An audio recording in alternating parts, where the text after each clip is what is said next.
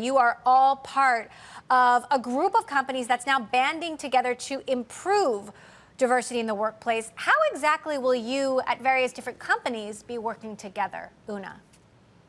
Well, essentially, what the ACT report does is sign us up to taking collective action because, we win or lose at DEI, diversity, equity, and inclusion, together. In product, quite often, or with the tech products we create, we win or lose on our own. That's not the same with DEI. And, two things really strike me. I've spent 2 decades in DEI, 5 years in tech. And these are the two things. First, the tech industry has failed on DEI.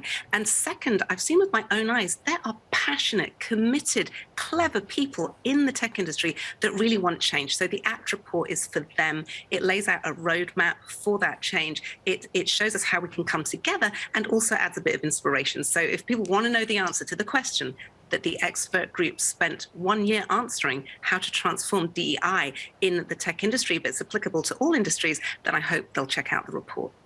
Meantime, you're all competitors, and the war for talent is brutal. Poaching from a limited talent pool is a huge problem, and I wonder, Travis, why align yourselves rather than trying to get all that diverse talent on your own? Sure, and I think it's an opportunity for us. As a system, we can impact change. The more we come together, the more opportunity we can to attract and recruit individuals into these amazing opportunities. Here at Spotify, we just announced our Work From Anywhere program, where we're democratizing the access to opportunity beyond the major cities of New York, Los Angeles, or London. You can work from anywhere. And we believe that this is one angle and one opportunity that we believe that talent that are all across the globe can get into tech. So we're trying to identify ways across with our partners, Una and Bo. We believe together we can come together to increase not only the attraction to the tech industry, but also democratize and develop ways for us to increase access into different opportunities. So the mindset of this distributed first workplace, that is the way of the future. And for us to think about different ways of working, the only way that's going to be possible is if we come together as an industry to be able to solve this problem. And I believe that's what the ACT report helps us do. Bo, tell us more about what your companies will commit to doing specifically to boost the talent pool and open up access. Absolutely. So I think at the core of this, and it's spelled out in the 4 recommendations in the ACT report, really is it's about both modeling and incentivizing that inclusive talent and the leadership. And we are all going to share what we're doing to incentivize our leaders. How are we modeling it? We're going to operationalize it. And I think at Uber, we've demonstrated that we have been able, if you look at our pay equity, which we published in our annual People and Culture report, Uber has been able to achieve pay equity for the past 3 years without making any major substantive changes. And that's because we made changes in our hiring process, in our development process, as well as our promotion process. And then sharing D&I data, again, it's so important for us to be able to be really transparent about where we've made progress, but also where we failed. It's only in that transparency that we'll all learn together. And then finally, it is really about, and Travis really talked about this, it's expanding the pool, because right now we are all trying to get our unfair share of a very limited pool, because there still is a lot of stereotypes that prevent us from seeing talent in other avenues. And so it's about investing, growing that pool of talent. And that's the only way we're going to address the underlying challenges within the tech industry.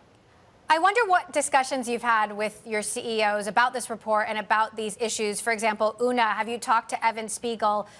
Is he committed to making DEI a chief company business imperative? And what do you expect from him?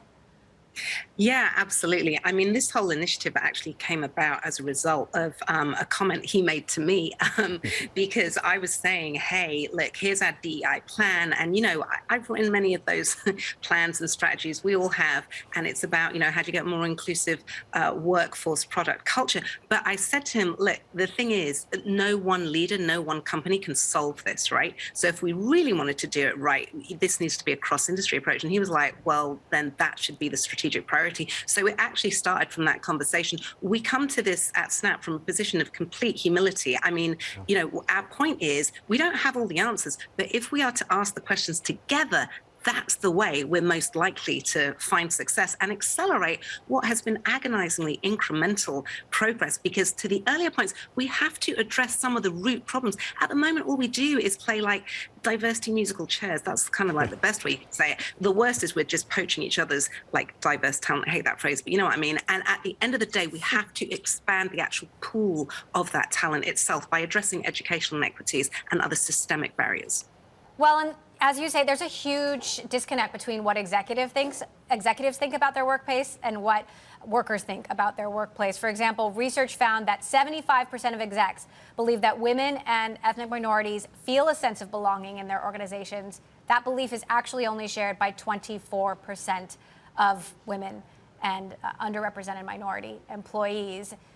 Travis, how do you start addressing this?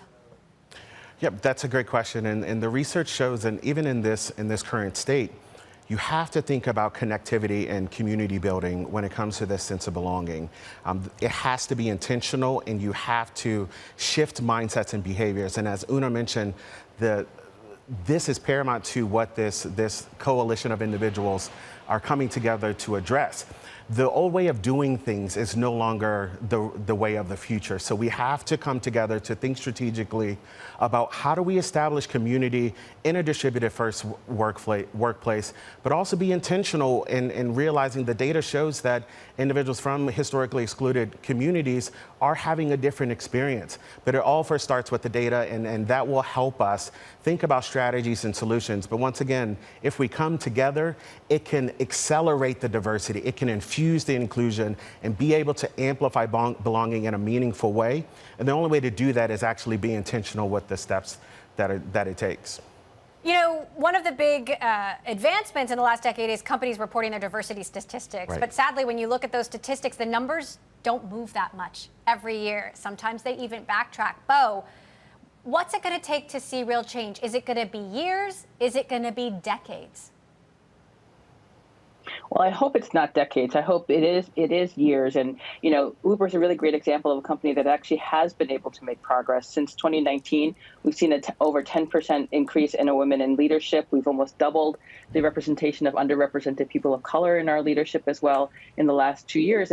But what it will take is not just simply putting simple bandages and putting in programs, so to speak. It's about fundamentally redesigning the culture that exists within tech. You know, Emily, you wrote a book a few years ago, Brotopia, talking about like the fact that the tech industry culture is really defined by this very like hyper masculine culture, and that is not welcoming. It doesn't create belonging for women, for people of color, LGBTQ, people with disabilities. And so one of the things that's really important that I think this group of tech companies is we're saying we're going to work together.